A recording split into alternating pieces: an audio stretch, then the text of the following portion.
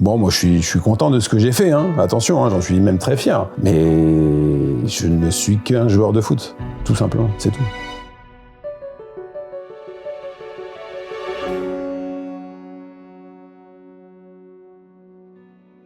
Bonjour et bienvenue dans Virage. Je suis Sarah Bardin. Je suis ravie de lancer avec vous aujourd'hui ce premier épisode du podcast Virage. Cet endroit où des anonymes comme des célébrités viennent nous raconter les différents virages qu'ils ont traversés, parfois choisis, parfois subis. Pour cette première émission, nous avons la joie et l'honneur de recevoir Robert Pérez, champion du monde de football 98, qui vient nous raconter comment il a rêvé football avant même que le football soit ce qu'il est aujourd'hui. Comment ce fils d'immigrés espagnols et portugais a transformé tous les virages de sa vie en opportunités pour devenir une star internationale du football mondial. Comme je vous l'ai dit au début, Virage, c'est un nouveau projet. C'est un projet qui nous tient à tous à cœur. On a tous traversé des virages dans nos vies, moi la première, donc j'imagine que ce podcast vous parlera. N'hésitez pas à vous abonner à notre chaîne YouTube. Un nouvel épisode sera disponible chaque semaine. Commentez, likez, soutenez-nous, partagez nos épisodes. On a hâte de vous retrouver ici sur YouTube, mais aussi sur tous nos réseaux sociaux et sur toutes les plateformes d'écoute. Alors Robert, merci beaucoup d'être notre premier invité. Avec plaisir. Dans merci, Virage. Sarah, merci pour l'invitation. Virage, ce podcast qui parle justement des différents tournants que la vie prend, plus ou moins par choix. Parfois parce qu'on a travaillé pour, parfois parce qu'ils se sont imposés. Et évidemment, il était évident pour nous que tu étais un invité emblématique et on est très content de te recevoir pour ce premier épisode. Parce que, alors toi, pour le coup, rien ne te prédestinait à cette immense carrière dans le football. T'es né dans le début des années 70. 73. Oui, j'ose pas trop le dire, tu vois, je ne sais pas si... Il faut le dire. À Reims, hein. Exactement, à Reims, ouais. Dans une famille plutôt modeste. Oui, très modeste. Fils d'immigrés, père portugais, mère espagnole. Ils se sont rencontrés justement à Reims et je suis né là-bas, mon frère aussi, quelques années après. Et puis bon, après, il faut s'accrocher, quoi. Il faut choisir ce que tu as envie de faire. Comme on dit souvent, c'est quand tu as des rêves et essayer d'y accéder et puis de rêver. Je crois que c'est ce que j'ai eu à mes 7 ans quand je dis ça parce que quand je signe ma première licence de footballeur, j'ai 7 ans. Mais tes parents n'étaient pas du tout dans le secteur. Ils avaient des professions totalement différentes. En revanche, le football était une passion familiale. Alors le football surtout cette passion, elle vient de mon père parce que lui, il a été footballeur. Bon, pas au même niveau que le mien parce que je te raconterai, j'ai eu cette opportunité et cette chance d'accéder au monde professionnel alors que lui s'est arrêté au monde amateur, mais ce qui est très bien parce que j'y suis passé et puis donc à 7 ans je signe dans un quartier de Reims, le club s'appelle l'ES Sainte-Anne de Reims et puis en fait l'aventure elle commence là, elle commence avec mon père parce que tous les week-ends j'allais le voir dans le bus quand il jouait à l'extérieur. Par exemple, j'étais le seul enfant à l'accompagner parce que en fait je me suis aperçu que j'aimais ce qu'il faisait, j'aimais comment il jouait. Et puis, en l'espace de quelques années, c'était un peu mon idole. Donc, c'est pour ça que quand je voyageais avec lui, j'étais hyper fier et hyper content. Ouais. Donc, petit, tu voulais faire comme papa. Exactement. Tu voulais mettre des buts. Et après, la machine a démarré, si je comprends bien. Ouais, mais exactement. Enfin, mettre des buts, lui, il les mettait parce qu'il jouait attaquant. Quand j'ai commencé, j'étais juste un milieu de terrain, mais disons que j'étais pas obsédé comme lui l'était. Et l'aventure dans le football et dans ce milieu-là, il a commencé quand, je te l'ai dit, quand j'ai 7 ans. Et puis après, il y a un chemin, en fait, il y a un chemin à suivre. Et il est pas facile. Mais à 7 ans, tu te dis, j'ai envie d'en faire mon métier. Enfin, je me vois adulte jouer au football. Ou alors tu te dis, je vais faire comme papa, je vais avoir un métier et à côté, je vais jouer au football.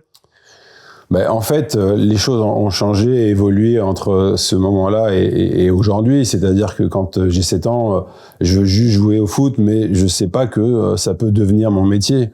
Ça le deviendra après parce qu'il y a des étapes à franchir.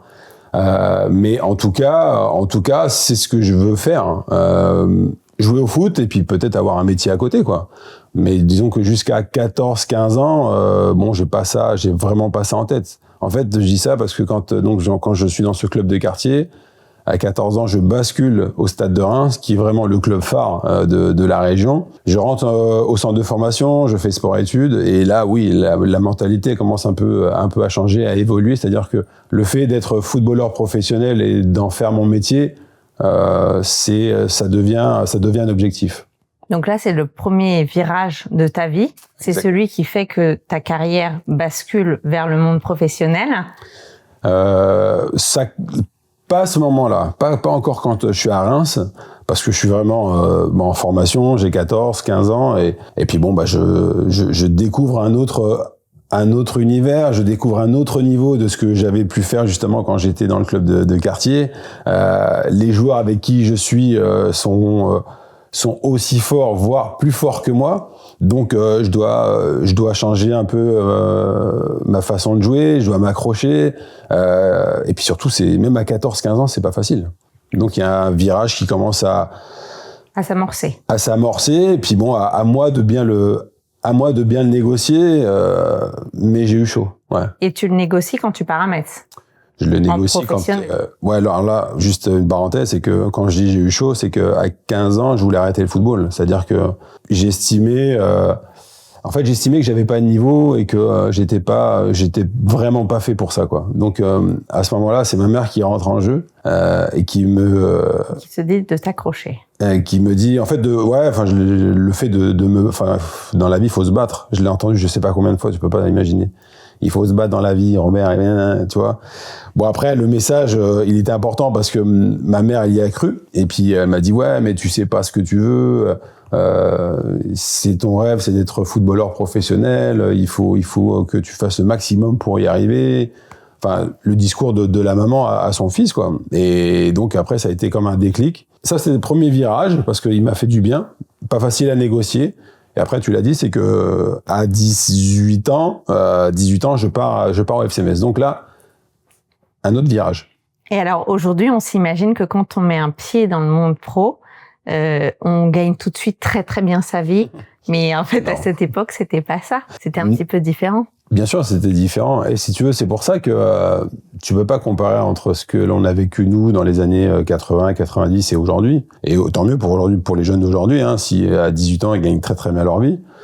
Et ils ont bien raison, parce que ça fait partie du jeu et l'argent est là, donc à eux d'en profiter. Mais à mon époque, non, c'était pas comme ça. C'est-à-dire que même le premier contrat professionnel, bon, t'avais un salaire, mais attention, je ne crache pas dans la soupe, mais disons que ça n'a rien à voir à ce qu'il y a aujourd'hui dans le football.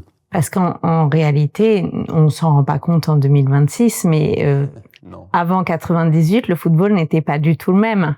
Et c'est en 98, toi tu auras à ce moment-là 24 ans, oui. Si je ne me trompe pas, que véritablement il va y avoir le grand virage, mais pas que pour toi, pour le football tout entier.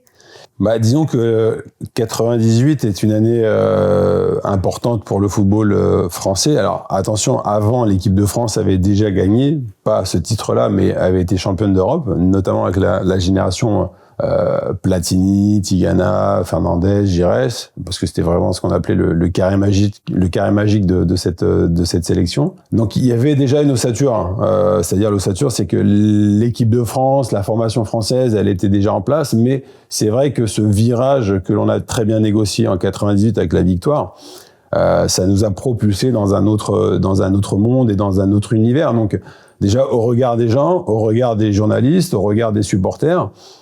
Et puis, comme on parle d'argent, bien évidemment, je suis au FC Metz, je suis champion du monde, donc je vais à l'Olympique de Marseille.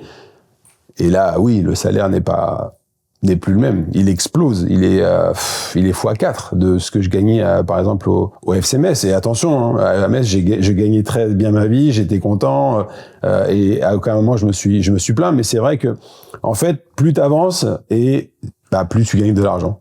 Mais pour ça, il faut atteindre le haut niveau et c'est compliqué, c'est pas facile. Oui, mais parce que c'est le secteur tout entier, enfin c'est la discipline qui s'est un peu starifiée. on a fait des joueurs de foot. Ah oui, grave. Oui, non, mais c'est vrai oui, que oui. Dans les années qui ont suivi, on a vu certains joueurs de foot dans la génération qui a suivi les champions du monde faire la une, par exemple, des tabloïds de la presse à scandale, alors qu'avant, c'est vrai que on entendait un petit peu moins parler, peut-être, des joueurs de foot. Clair. C'est peut-être lié au fait que comme il y a eu beaucoup d'argent, il y a eu beaucoup de problèmes qui ont accompagné l'argent.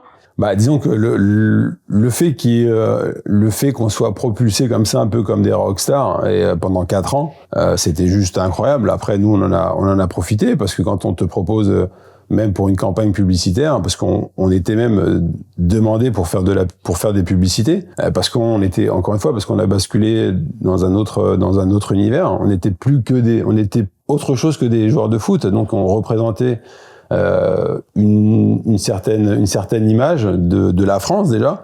Je crois que ça c'était important. Donc tout le monde en a profité. Mais c'est vrai que l'argent est arrivé de plus en plus dans ce domaine-là. Et on s'aperçoit, c'est qu'on disait à l'époque, ouais, mais il y a trop d'argent, ça va exploser, ça va s'arrêter. Donc c'était en 98, imagine. Aujourd'hui, on est en 2026 et c'est la même chose, quand j'ai pire, c'est qu'il y a de plus en plus d'argent. Et je suis pas sûr que ça s'arrêtera un jour. Mais l'argent est là, on en profite. Tu peux avoir des dérives, et il y en a certainement eu. Après, on est un peu chassé, je m'en souviens parce que j'étais à Londres, on est chassé un peu par les paparazzi. Donc voilà, il faut faire hyper attention, il faut que tu sois strict dans ce que tu vas faire, strict dans ta façon de préparer les matchs, parce que à l'arrivée, t'es que joueur de foot. Mais disons que le fait d'être champion du monde, après le fait d'être champion d'Europe, ça change l'image surtout pour les supporters. Oui, il y a ce côté star. Oui, mais très honnêtement, on est devenus des stars.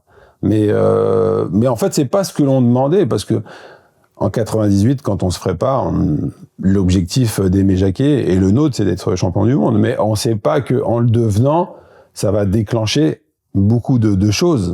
Parce qu'en fait, ce qu'on constate aujourd'hui, c'est que finalement, c'est presque un projet familial de pousser son enfant à devenir joueur de foot à cause ou grâce à tout ce phénomène, à tout cet argent, à toute cette influence, ce nouveau monde. C'est un nouveau monde pour des familles. Parce que s'ils voient que leur fils a des qualités, s'ils voient qu'ils sont dans un centre de formation, s'ils voient qu'ils signent un contrat professionnel, bien évidemment, c'est que ça va changer. En fait, ça va changer leur vie, mais pas la vie de leur fils. Ce qu'ils veulent, c'est que justement, ils profitent aussi de ce que l'enfant va pouvoir gagner, et puis que tout le monde en profite. Donc, le constat qu'on peut faire, honnêtement, c'est que aujourd'hui, l'entourage du joueur, il est compliqué, il est pas facile à gérer, parce que maintenant c'est la famille, c'est l'oncle, c'est le frère qui intervient, et puis parce que tout le monde va en profiter. Donc, je sais qu'à un moment donné, on parlait souvent du projet Mbappé. Là, on a basculé dans un autre projet, c'est celui de Lamine Yamal. Donc c'est comme ça, c'est malheureux, parce que le joueur, déjà, il a beaucoup de pression parce qu'il est jeune, et c'est pas évident. C'est pas évident, parce que la carrière, normalement, il signe pour que la carrière soit longue. Mais t'as des joueurs qui, au bout de 3-4 saisons, peuvent disparaître parce que justement, il y a trop de pression sur leurs épaules. Donc c'est à eux de bien gérer ça, mais honnêtement, c'est pas facile pour cette nouvelle génération. Ouais. Et alors justement, est-ce que cette nouvelle génération, elle est formée dans le cadre du centre de formation, là où on apprend ce qu'est véritablement le football? Est-ce qu'elle est aussi formée à gérer ces immenses sommes d'argent? J'ai envie de dire que oui, parce que justement, à mon époque, il y avait personne pour nous dire ou nous guider ou pour nous avertir que l'après-football, il sera long, parce qu'en fait, tu entames une autre vie, et c'est pas évident, parce que on n'a aucune formation, parce qu'on ne sait jouer entre guillemets qu'au foot. Alors bien évidemment, on gagne de l'argent, mais tout le monde ne gagne pas la même somme. T'as des joueurs de Ligue 1, de Ligue 2, de National, et eux, ils ont pas le même salaire que les superstars. Donc tout le monde, les supporters ou les journalistes ont souvent tendance à mélanger tous les joueurs, alors qu'il faut surtout pas. Donc il y a des joueurs et des joueuses qui en fin de carrière galèrent un peu et c'est pas évident. Donc aujourd'hui ils sont avertis. On leur dit le danger qu'il peut y avoir justement quand le football va s'arrêter, notamment dans les centres de formation. Donc il faut juste les prévenir, tout simplement. Et après c'est eux qui vont décider, hein. Et même en gagnant beaucoup d'argent, tu peux te retrouver après le football en grande difficulté. On en a déjà vu, malheureusement. Et toi, tu en vois justement? Et j'en vois, oui, malheureusement. Je vois des joueurs, des joueuses. Ouais. Dans quel cadre? Alors, dans le cadre tu as l'UNFP, donc c'est l'Union nationale des footballeurs professionnels. J'ai demandé à remettre un F pour footballeuse, donc ça serait l'Union nationale des footballeurs et footballeuses professionnelles. Dans le cadre qu'aujourd'hui, je suis en fait président du comité de solidarité, ce qui fait que tu as des joueurs et des joueuses qui font appel à nous parce qu'ils se retrouvent en difficulté, parce qu'ils ont besoin d'aide, parce qu'ils veulent qu'on leur paye une formation, et on est là justement pour les aider. Et donc tu as beaucoup de personnes qui... Mais des joueurs connus? Non, pas vraiment connus, justement. C'est ce que je te disais tout à l'heure, c'est que comme ce sont des joueurs de foot, les gens pensent que eux aussi gagnent d'énormes sommes d'argent. Ils gagnent bien leur vie, attention, hein. Sauf que quand ça s'arrête, ça s'arrête et t'as plus le même salaire. Donc c'est pour ça qu'il faut il faut bien les encadrer. Aujourd'hui, on est là justement pour les soutenir, pour leur dire que dans n'importe quel domaine, on sera là. Il n'y a pas que le football.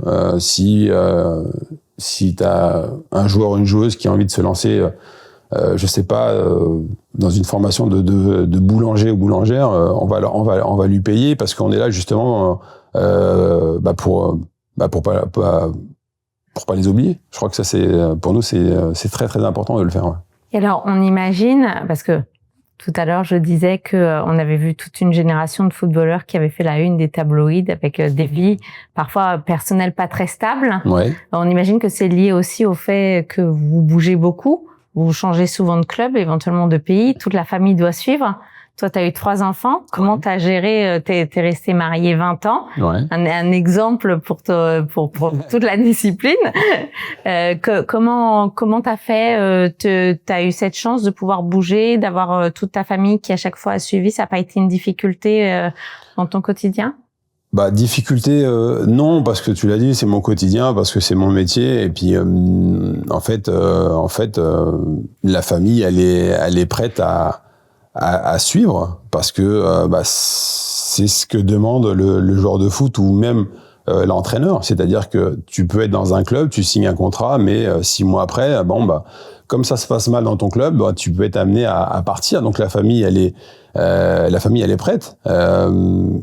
Les enfants, ils s'adaptent à toute situation, à tout pays, n'importe quelle école. Donc là-dessus, il y avait aucun problème. Moi, j'étais en France, après je suis parti en Angleterre, après je suis parti en Espagne. Tu t'aperçois que en fait, c'est juste une question d'adaptation. Mais quand t'es joueur de foot, c'est un peu les aléas. Tu peux rester pendant 4 ans dans un club, il va y avoir un changement d'entraîneur, l'entraîneur nouveau qui va arriver, il va pas aimer comment tu joues, il va te mettre sur le banc, donc tu vas demander à partir, puis après c'est une nouvelle aventure qui commence, et que ce soit ta femme ou que ce soit les enfants, en fait c'est une nouvelle aventure qui commence pour eux, et pour tout le monde. Et alors justement, tu parlais de ton départ en Angleterre. Ça a été pour toi l'âge d'or de ta carrière. Ouais. Oui. Ouais. La période que tu as pas préférée parce que tu t'en choisis sans doute pas une, mais en tout cas, ça a été pour toi le moment la consécration. Arsenal. Bien sûr, ouais, ça a été la consécration. Alors attention, j'oublie pas ce que j'ai fait à Reims, à Metz et à Marseille, mais en termes de haut niveau et de jouer le championnat, le titre. C'est vrai qu'avec Arsenal, c'était tous les ans. On se battait avec par exemple Manchester United, avec Chelsea, avec Liverpool, et c'était une vraie bataille. Et quand tu rentres dans une bataille comme celle-ci, ça te demande beaucoup de concentration, mais beaucoup d'exigence, ce que je n'avais pas avant, parce que c'était d'autres objectifs qu'il y avait quand j'étais surtout à Metz et à Marseille. Mais disons que là, je rentre dans un autre univers parce qu'en termes de football, en termes de qualité de vie, parce que Londres, c'était une super ville. Et puis le salaire n'est pas, encore une fois, le salaire n'est pas le même. Pourtant, je gagne déjà bien ma vie à Marseille, mais là, en signant à Arsenal, c'est pareil, c'est pratiquement x3 quoi, de ce que je gagnais à l'OM. Donc tout va avec, ça s'enchaîne. Et alors, est-ce que justement, par rapport à ta famille qui est restée à Reims et qui évolue dans un milieu modeste, est-ce que justement il n'y a pas un décalage où c'est pas difficile pour toi ou pour eux d'ailleurs? Est-ce que vous avez pas un décalage de vie ou Bah tu peux l'avoir, mais après ça dépend de toi. Ça dépend si tu veux oublier entre guillemets les gens qui t'ont aidé ou oublier ton support familial. Après, c'est juste une question d'éducation. Après, bien évidemment, mes parents savaient combien je gagnais. Déjà, à 21, 22 ans, je gagnais plus que mes parents. Ils le savaient, mais en tout cas, si tu veux, pour eux, ça leur posait pas de problème parce que c'est ce que je voulais faire quand j'étais petit. Alors après, ils s'imaginaient pas qu'il y aurait autant d'argent dans le football. Mais je pense que j'ai gardé les pieds sur terre par rapport à eux, encore une fois, j'insiste sur l'éducation que j'ai pu recevoir. Et c'est pour ça que dès que je pouvais leur offrir quelque chose, je le faisais.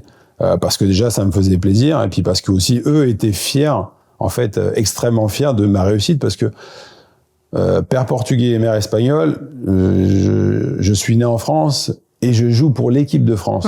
Je pense que c'est une chose qu'ils n'avaient pas imaginée. Tu vois, quand j'avais 10-15 ans. Et moi non plus. Je vais être honnête avec toi, parce que pour revenir un peu en arrière, c'est que quand je démarre le football, pour moi, je veux juste être joueur de foot. Mais à aucun moment, je... Tu rêves d'être dans l'équipe de France. Mais non, mais jamais. Non, parce que c'est le haut niveau, parce que c'est l'élite, parce que on prend... Ça paraît pas accessible. Non, mais impossible. Donc, si tu veux, pour eux, c'est bizarre, je pense. C'est bizarre parce que, en fait, je joue ni pour l'Espagne, ni pour le Portugal. Je joue pour la France. Et pour ça, on parle quelle langue chez toi? On parle... On parle un peu tout. On parle un peu tout. Bon, le français, pas top quand même. Mais en fait, ce qui est marrant, c'est que grâce à ça, c'est comme aujourd'hui, je parle portugais et espagnol. Parce que les deux m'ont appris leur langue. Et ça me permet de voyager. Donc c'est un vrai plus, c'est un vrai bagage. Et c'est marrant parce que quand j'avais par exemple des devoirs à faire, je demandais à mon père de m'aider, il me disait va voir ta mère. J'allais voir ma mère, elle me dit va voir ton père. Donc au final j'étais nul à l'école quoi. j'étais un cancre, je le sais, je le revendique. C'est pour ça quand j'étais en sport-études, il fallait faire un choix. Bon tu comprends bien que j'ai vite choisi le sport quoi. Tu t'es arrêté en quelle classe? 3e. Donc l'école n'a pas été facile, mais en tout cas, ça a été un bon apprentissage.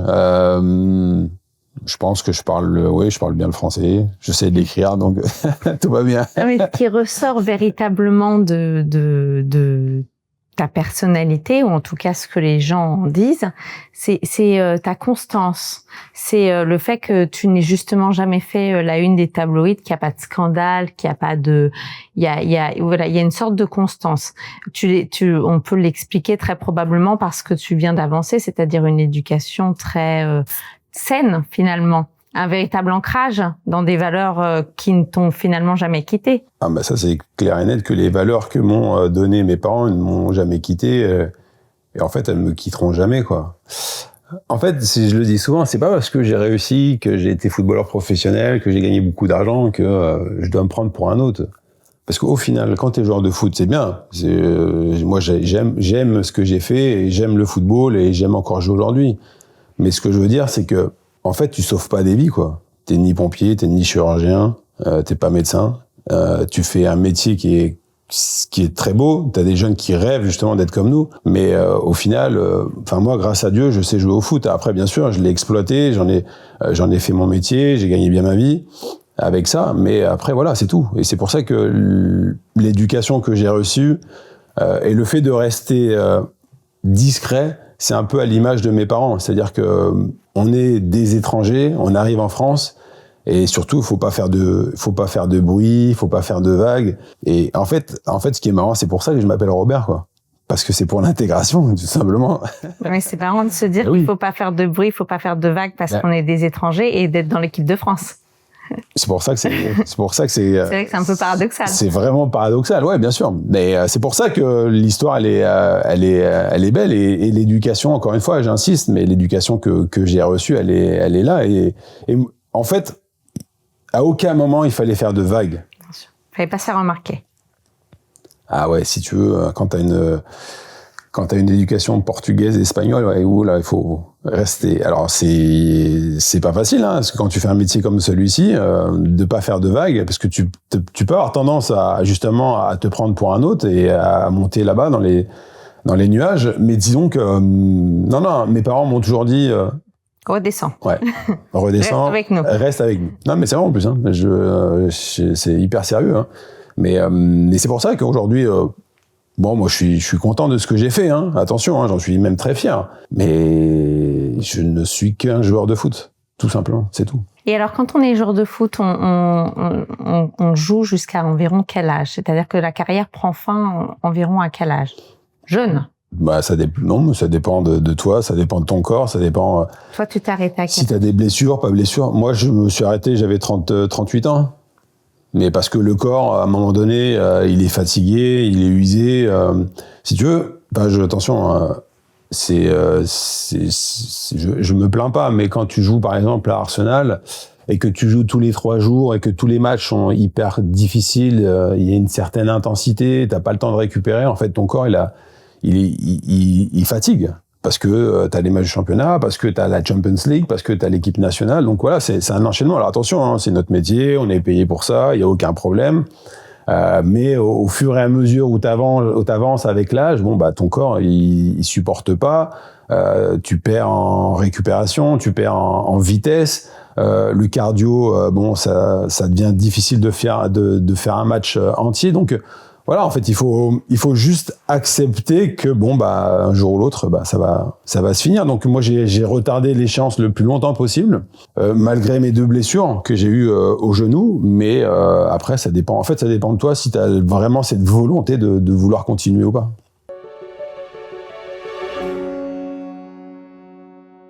Mais 38 ans, c'est encore très jeune. La vie est longue, espérons-le en tout cas. Donc il faut penser à l'après. Et à ce qu'on laisse, et il s'avère que tu as donc 3 enfants et 2 garçons, ouais. Et que les 2 garçons font du football. Exactement. Donc il y a quel...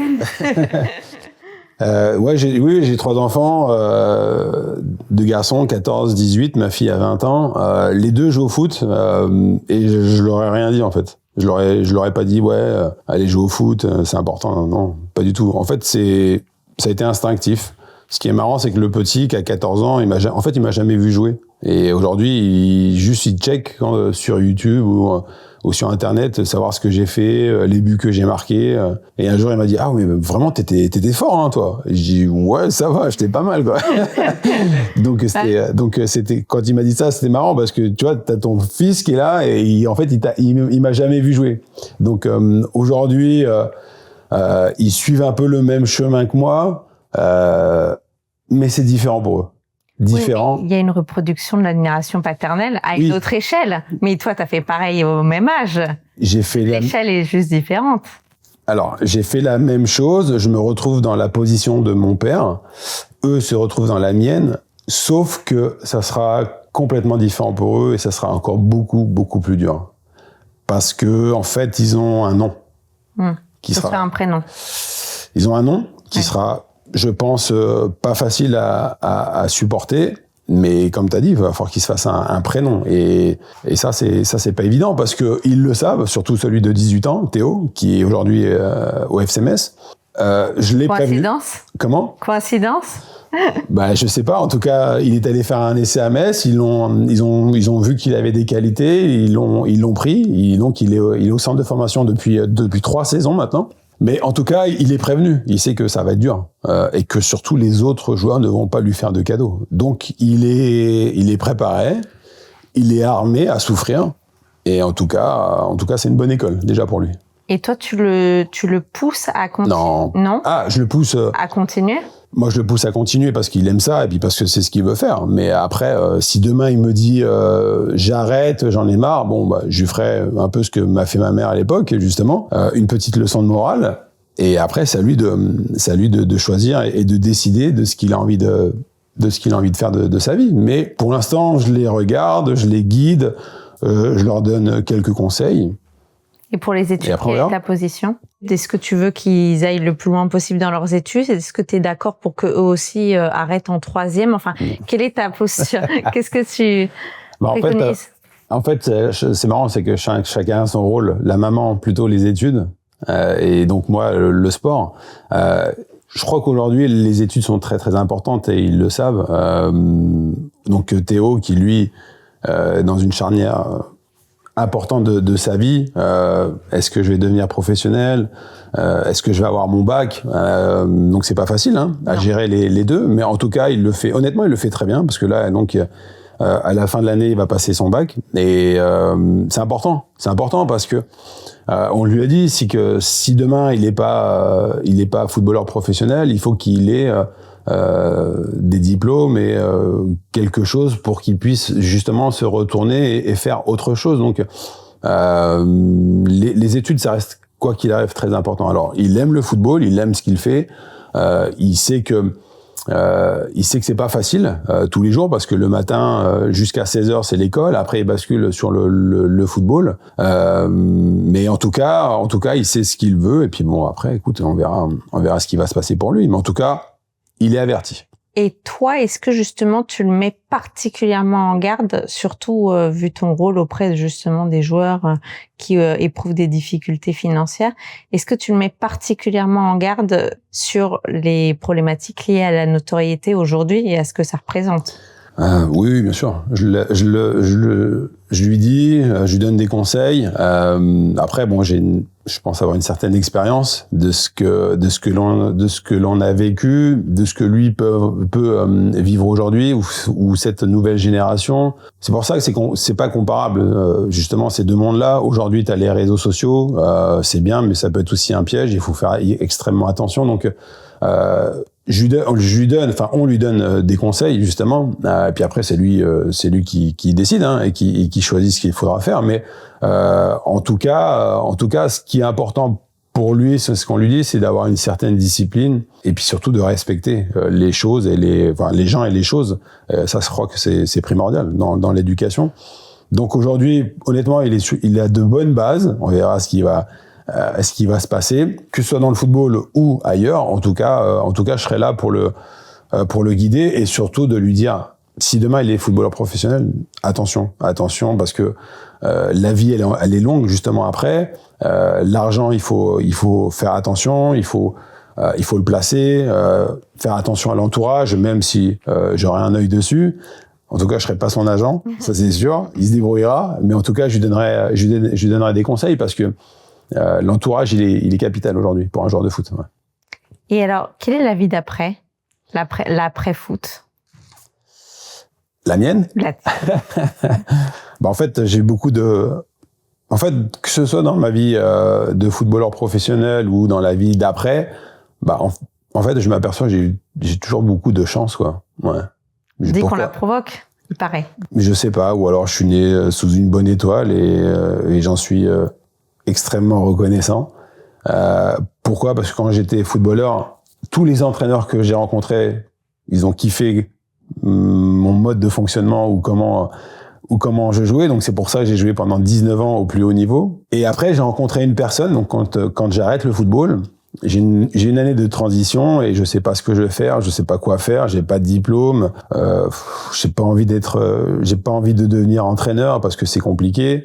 Donc j'ai un peu une année de doute, et tu sais pas. Et je rencontre une personne, Charles Bietri.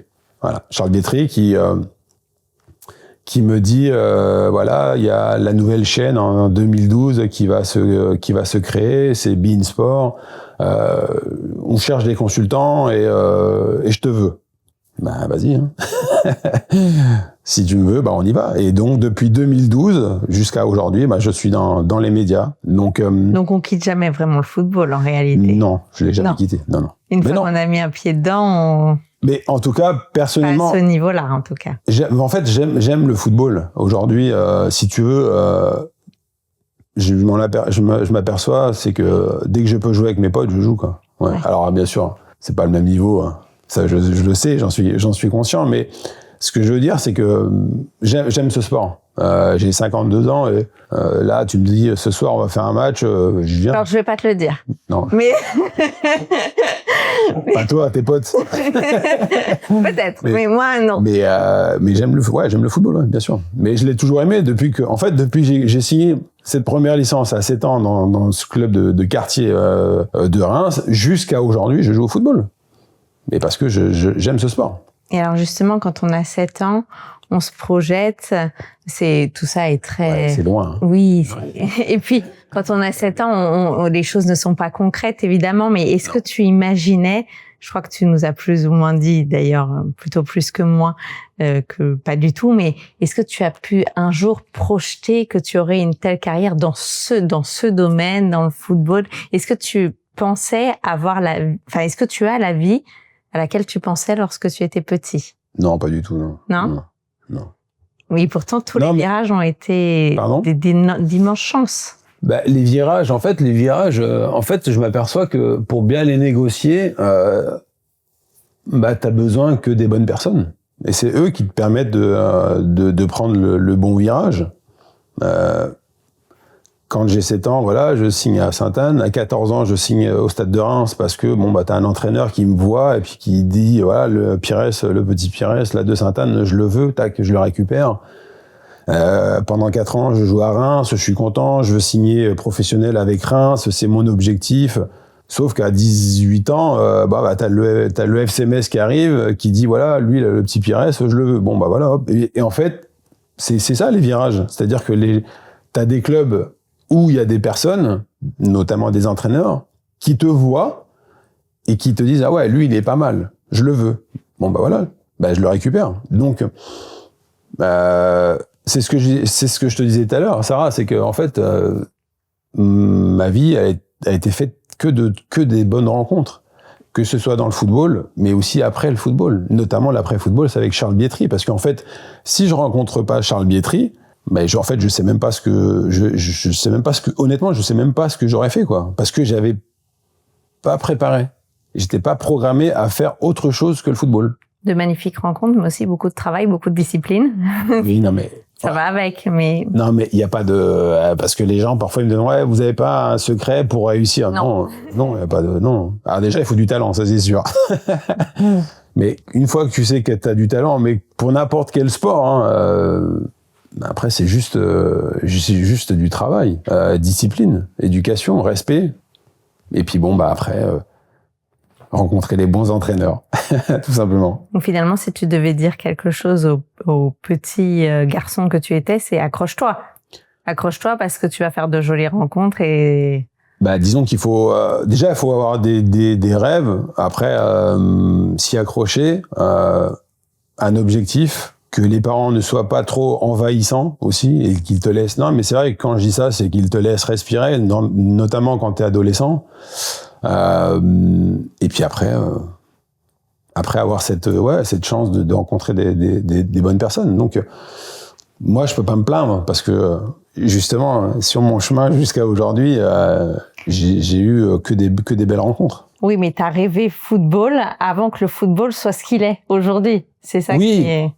Oui, non, mais tu as tout à fait raison. Mais c'est pour ça que c'est pas comparable, ma génération et celle d'aujourd'hui. Parce qu'aujourd'hui, tout le monde sait qu'il y a beaucoup, beaucoup d'argent. Et c'est pour ça que parfois les parents, ils poussent et ils incitent leur fils à jouer parce qu'ils savent qu'il y a de l'argent, parce que tout le monde va en profiter. Mais tant mieux, hein. Mais attention, parce que ça peut être un danger à, entre guillemets, dégoûter son fils du football, notamment quand t'as entre 14 et 18 ans. Donc voilà, c'est un choix à faire, mais c'est pas facile pour tout le monde. Ouais. Merci. Plaisir, Sarah. Merci à vous pour l'invitation.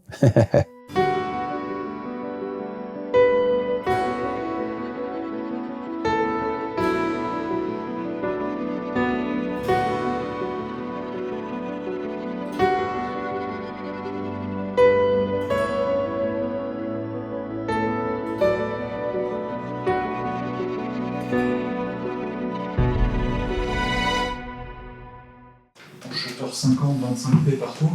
Ouais. J'ai tout compris. C'est Toi mal aussi. parlé, non? Ouais, bah bien sûr. Mais...